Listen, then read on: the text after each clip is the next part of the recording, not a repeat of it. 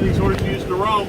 Back in the 1920s, National Geographic magazine did an article on the Outer Banks. At that time, they estimated between 5,000 and 6,000 wild Spanish Mustangs roamed the whole Outer Banks.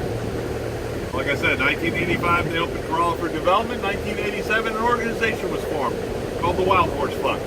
Now, they're a non-profit organization. The best way to describe them is they're advocates for the horses.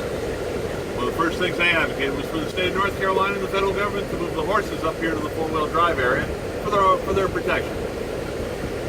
But governments being the way they are, they're big, funky, resist change. They didn't want to do it. Wild Horse Fund even went so far as to raise money for the two fences. Now, the first fence we drove by when we pulled out of the beach. The second fence is located 11 miles north down on the Virginia state line. These fences run from ocean to sound and give the horses close to 8,000 acres to roam through. But even after raising money for the fences, the government still resisted moving the horses. Now, everybody see that shopping center I told you to make note of? That shopping center was under construction in 1990 and 91. Some of the workers that worked on that project still live in the Outer Banks. They'll talk about how they break for lunch, go sit on their trucks, eat their meals, and watch the horses meander through the parking lot.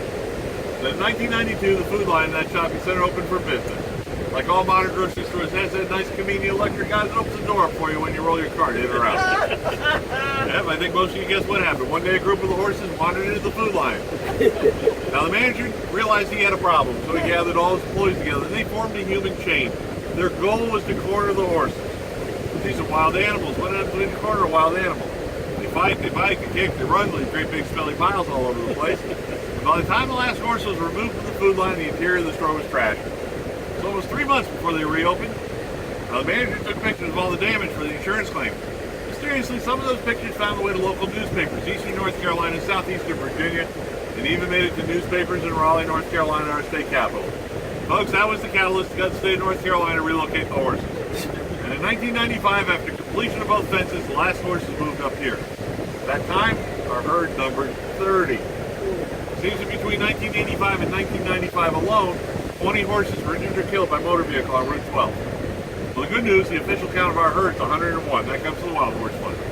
And other than the Shackelford Banks, which is south of Oak and Grove Island, this is the only other place on the face of the earth you're going to see them in the wild.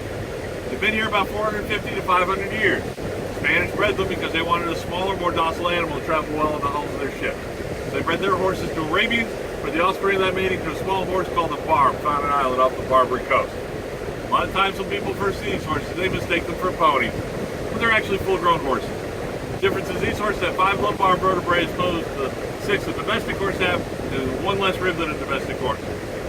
These horses will grow between 13 and 14 hands tall, where domestic horses go up to 15 hands tall, so they're a little shorter than domestic horses. How they got here was 2 theories. One, the Spanish tried to set up a colony somewhere in the Outer Banks. Something went wrong and they had to leave with only what they could carry. And since horses don't fit well in your pocket, they would have left them. More prevailing theory is shipwreck. The Outer Banks is known as the graveyard of the Atlantic. We jut out into the Gulf Stream. We get hit with nor'easters from the north and hurricanes from the south. And the topography of the ocean floor out here is constantly changing. Also at that time, it took Spanish almost a year to come over from Spain. So any captain leaving a port in Spain that has a chart in this area, that chart was already out of date. Captain sailing north and south off the banks runs aground on a sandbar. It's not anybody's chart. If they didn't destroy the ship completely, the first thing he would do is offload the excess weight to refloat the ship. That means the horses go over the side, swim ashore, and do what nature intends to do. We've got 2 very important rules we have to follow when dealing with these horses. The first rule is we have to stay 50 feet or more away from them. That means if we see them out on the beach or in some of the open areas, we've got to keep that 50-foot buffer.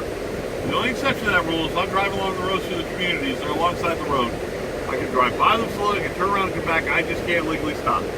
Failure to follow that rule is a $500 fine and I can lose my license. But this is for our protection. These are wild animals, they do bite and kick, and we get visitors injured every year. The stallions are very protective of the mares, they'll fight for them. A number of the mares are pregnant and they're a little edgy. The mare will carry between 11 and 12 months before she delivers. Now when I told my wife that fact, she said if she could carry our son that long, she would have kicked me every day. So I understand the edgy part now.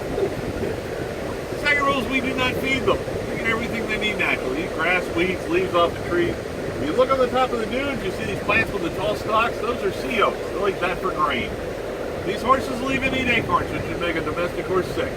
So if we try to introduce something to their diet they're not used to, unlike people, horses can't regurgitate.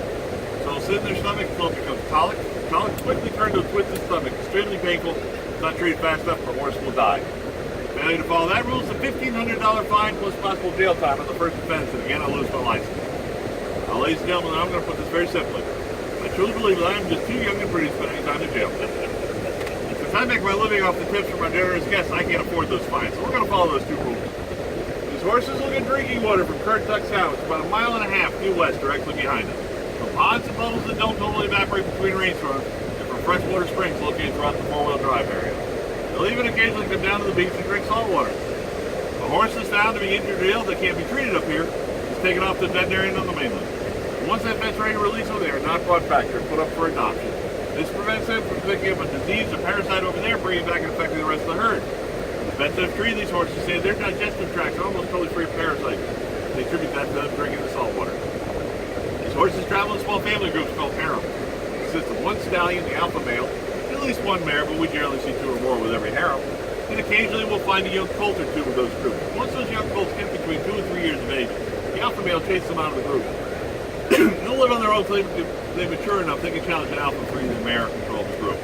I know there's a lot of information, but I want to give you some background before we go looking for the horses. Does anybody have any questions? Yes, sir.